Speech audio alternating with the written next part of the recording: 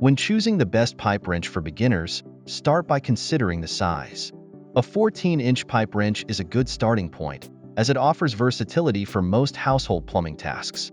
It's large enough to tackle standard pipes, but not so heavy that it becomes difficult to handle. Material is another important factor.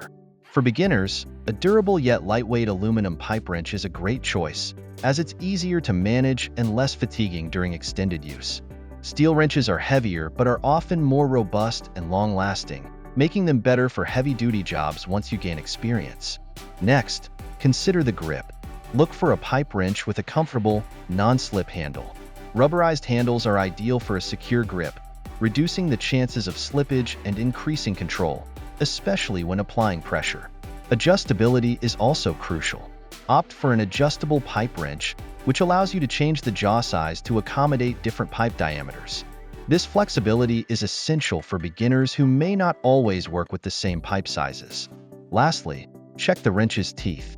Serrated teeth are ideal for a firm grip on pipes, preventing slippage during use.